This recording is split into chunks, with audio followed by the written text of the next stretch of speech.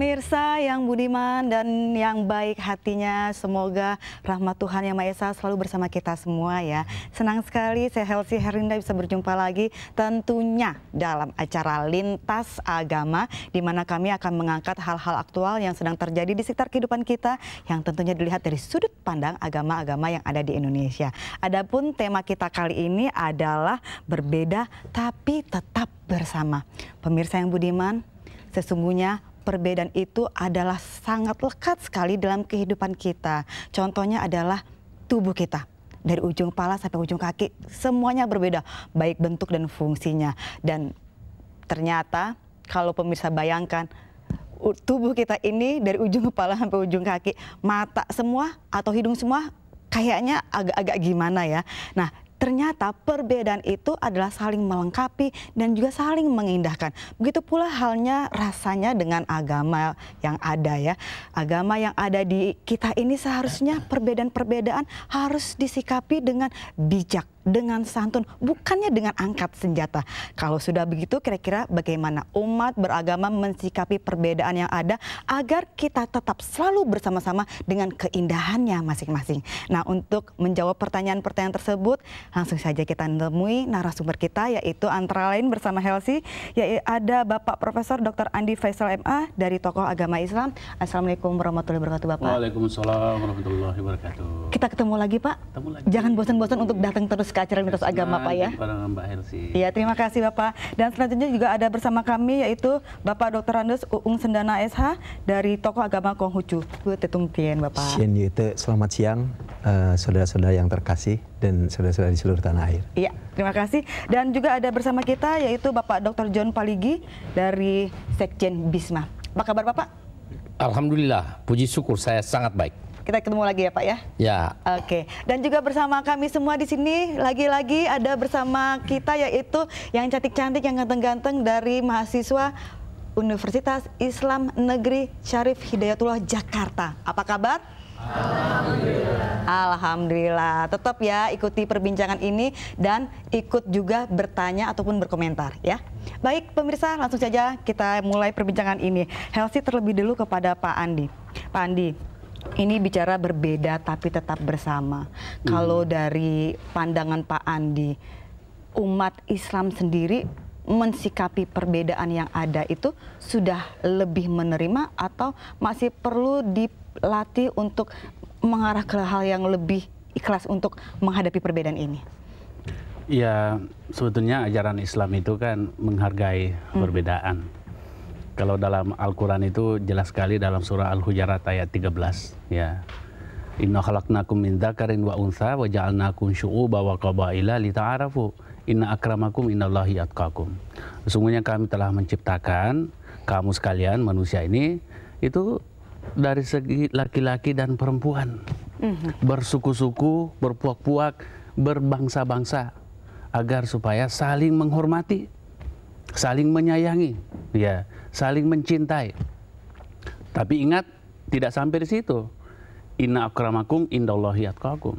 Yang terbaik adalah yang paling bertakwa.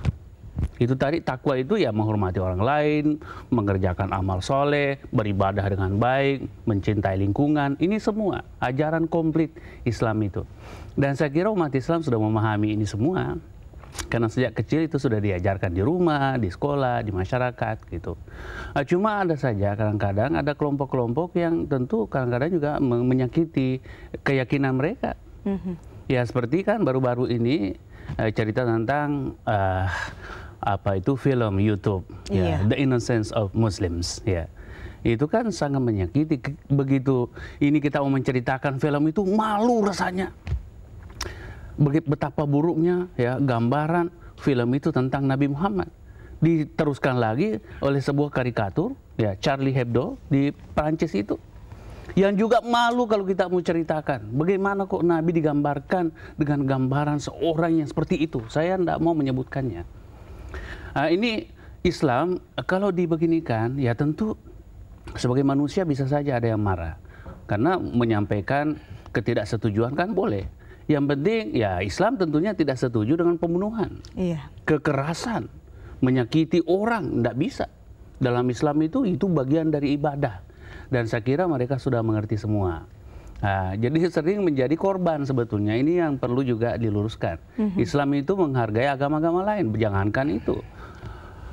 Nabi-nabi lain itu dihargai dalam Al-Quran. Tidak sempurna keimanan seorang Muslim kalau tidak mempercayai agama-agama lain. Oke Pak Andi, dengan kejadian film tersebut ataupun karikatur yang ada, sebaiknya umat gimana? Abaikan saja dan kita tetap melakukan hal-hal terbaik atau ada kalau saya, tindakan hukum? Umat Islam ditantang pertama untuk menciptakan medianya sendiri sehingga bisa menjelaskan sebetulnya bagaimana Nabi Muhammad itu. Ini kan tidak ada media yang baik di dunia Islam. Al Jazeera oke, tapi lagi-lagi sudah terhantam oleh Al Arabiya dari CNN. Ya, ini kita tahu ada the Big Four itu, ada AF, IAP, ada UPI, ada Reuters. Tapi ini semua memang betul-betul giant. Dan informasi tentang Islam itu tentu mereka peroleh juga dari informasi buruk tentang Islam itu sendiri, sehingga gambarannya buruk. Nah, inilah tantangan bagi umat Islam, ciptakanlah media yang giant juga. Iya. Setuju sekali, jadi harus lewat media juga ditingkatkannya. Gitu. Oke, ke Bapak Dr. Randes Uung, Pak, kalau dari sisi agama Konghucu sendiri, perbedaan yang terjadi selama ini dengan teknologi macam-macam gitu ya, umat Konghucu bagaimana mensikapinya? Sebetulnya kan yang namanya perbedaan itu adalah satu kodrat ya, yang memang itu terjadi di dunia ini, dan sebenarnya dari perbedaan itulah kita bisa tumbuh maju. Kalau tanpa adanya perbedaan tidak bisa tumbuh berkembang. Itu dalam prinsip yin dan yang itu seperti itu sebetulnya. Yin yang itu berbeda tetapi saling melengkapi. Dan ada hadisnya itu Pak, kita potong ya. Ikhtilafu ummati rahmah. Perbedaan umat itu adalah rahmat. Kan itu tadi betul. Maksudnya sebetulnya. Betul. Silakan Pak. Ya. Jadi mensikapi yang terjadi seperti sekarang, misalnya seperti apa film Innocence of Muslims itu, menurut saya sebenarnya kalau kita sebagai seorang umat beragama mestinya ingat satu hukum emas ya. Jangan lakukan barang sesuatu yang tidak ingin orang lain lakukan terhadap dirimu. Sebenarnya hukum itu yang mestinya dipegang. Jadi kalau saya melihat dari teman-teman Muslim marah terus protes terhadap film itu ya sesuatu yang wajar sebetulnya. Kalau kita orang yang Nabi yang begitu diagungkan, ya dilecehkan seperti itu, saya rasa ya memang wajar. Cuman memang ya teman-teman Muslim juga mungkin bisa lebih ya seperti yang tadi Pak Andi mengatakan, mungkin bisa berbicara dengan lebih lunak atau seperti apa, saya nggak tahu ya, karena saya kan tidak memahami secara kedalamnya juga seperti itu. Jadi itu. Terima kasih. Pak. Baik, sekarang Helsi mau ke Pak John. Pak John, ini bicara masalah pelecehan terhadap agama, penistaan terhadap agama. Apakah hal-hal tersebut hanya berlangsung pada agama Islam aja atau agama-agama lain ada juga yang diperlakukan sama seperti tersebut, Pak? Iya, yang pertama saya ingin katakan, saya mengecam pelecehan agama Islam. Itu saya mengecam dan sangat itu minta supaya segera diadili orang itu. Yang kedua, pelecehan agama ada di mana-mana yang diakibatkan oleh internal oknum internal agama, antar agama, juga antar kelompok masyarakat. Ada juga pelecehan dari pemerintah kepada agama di negara-negara komunis seperti itu. Tetapi bagaimanapun juga itu adalah bagian dari dinamika kehidupan manusia, bahwa pasti ada orang yang setengah waras, waras benar, setengah gila, gila benar.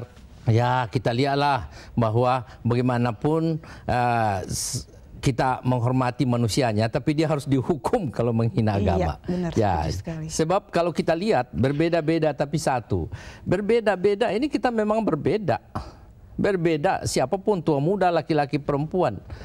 Contoh yang paling konkret saya rasakan selama ini, tidak mungkin saya jadi pakai jas kalau tidak ada karyawan saya. Tidak mungkin kalau tidak ada pembantu, supir. Dia mengantar saya dengan selamat. Saya sudah belum bangun, dia sudah bangun. Saya sudah tidur. Orang-orang itulah. Jadi kadang-kadang kita berbeda, tapi kita satu dalam saling memperlakukan, saling menghargai. Menghormati, menghargai itu sesama manusia, itulah bagian yang indah. Iya. Jadi waspadalah, jangan sampai kita menista orang, menghina orang. Sebab siapa saja yang menista, menghina, apalagi menghina agama, secara tidak langsung itu sudah menghina umat manusia. Jadi ketika terjadi penistaan agama atau pelecehan agama, yang dilihat adalah oknum pribadi orangnya, Pak ya? Bukan ya, pasti. Lembaga atau agama orang tersebut ya, karena nggak ada agama yang manapun juga yang ingin berusaha menjelek-jelekan agama lain. Pasti begitu, bukan lebih, agama Pak, ya? kalau agama menghina agama. Ya, Ya. setuju sekali. Ya, baik pemirsa, Lintas Agama akan kembali setelah yang berikut ini.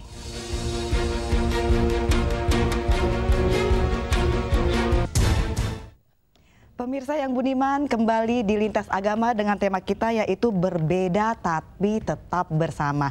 Kita lanjutkan perbincangan ini, tapi sebelum ke narasumber, Helsi mau mengundang rekan-rekan dari UIN. Siapa yang ingin bertanya atau berkomentar? Silakan. Ya.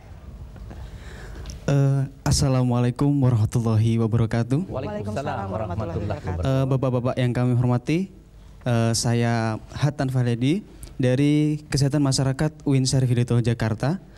Saya mau bertanya, yang saya setentunya dari kecil kita udah dididik, dibesarkan untuk hidup bersama-sama. Namun dengan adanya perbedaan pasti ada yang namanya batasan-batasan. Ya, saya ingin tahu itu dari setiap agama sejauh apakah batasan-batasan itu. Kemudian bagaimana kita sebagai masyarakat menyikapi dan mengajak masyarakat untuk berbondong-bondong untuk bersama-sama seperti itu. Kemudian untuk agar orang-orang yang udah terlalu fanatik dengan agamanya untuk bersama-sama seperti itu. Oke, baik. Kita jawab terlebih dahulu ya. Pak Andi, silakan. Ya, terima kasih. Pertanyaannya bagus sekali. Jadi batasannya itu tentu kalau soal ibadah, ya harus konsisten dengan sistem ibadah masing-masing. Ya, tidak bisa umpamanya orang Islam kemudian ke gereja dan itu melakukan kultus dan ritus yang biasa dilakukan di gereja. Nah, sebaliknya juga begitu. Ya, yang kedua, yang penting sebetulnya adalah jangan kita memaksakan kehendak ya. Dalam Islam itu kan penting sekali. La ikraha fiddin qad tabayyana rusydu minal ghayy. Tidak ada, jangan memaksakan orang lain untuk memasuki agamamu. Karena yang benar itu sudah jelas ya. Lam fisamalah sudah terpulang kepada masing-masing ya. Makanya batasannya itu jangan memaksakan membujuk orang lain supaya memasuki agama kita. Dan ketika ada orang yang masuk ke agama lain ya ini harus tugasnya untuk menjelaskan itu bahwa agamamu sebetulnya ini. Jangan juga marahi, jangan mengkondem, jangan apalagi menghukum ya. Karena itu pilihan individu masing-masing. Oke, Ya. Pak Ung, silakan mungkin ada tanggapan yang lain. Jadi kalau di dalam agama Konghucu itu ada satu sabda yang mengatakan bahwa watak sejati itu bersifat saling mendekatkan, kebiasaan itu bersifat saling menjauhkan. Jadi artinya kita harus menyadari hakikat kita sebagai manusia yang telah dianugerahi oleh Tien kalau dalam istilah kita itu yaitu watak sejati, yaitu benih-benih kebajikan yang ada di dalam hati nurani kita. Nah, artinya kita harus mengembangkan benih-benih kebajikan itu di dalam hubungan kita dengan sesama kita. Bukan kita mempersoalkan kebiasaan-kebiasaan kita misalnya di dalam beribadah, di dalam kita adat istiadatnya seperti apa. Bukan hal yang seperti itu sebenarnya, tetapi bagaimana hakiki kita sebagai umat manusia yang mengemban firman Tuhan itu. Kalau di dalam agama Konghucu seperti itu. Baik, terima kasih Pak Ung. Pak John, silakan. Ya, menghormati agama orang lain sambil juga menghormati agama sendiri itu baik. Di dalam Kristen Katolik itu dia katakan tidak ada seorang sampai kepada Allah kecuali melalui Isa, Yesus. Tetapi Islam katakan lakum dinukum waliyadin. Agamamu untuk kamu, agama. Jadi ada hal yang berbeda. Ada hal, tapi banyak sekali hal yang sama. Ya, bukankah para nabi juga selalu bersama-sama yang berbeda agama? Jadi tidak perlu dimasalahkan. Yang seperti tadi Pak Andi katakan, ya jangan dicampur baurkan masalah akidah, Al-Quran, Injil, Werda, Buddha, kitab Konghucu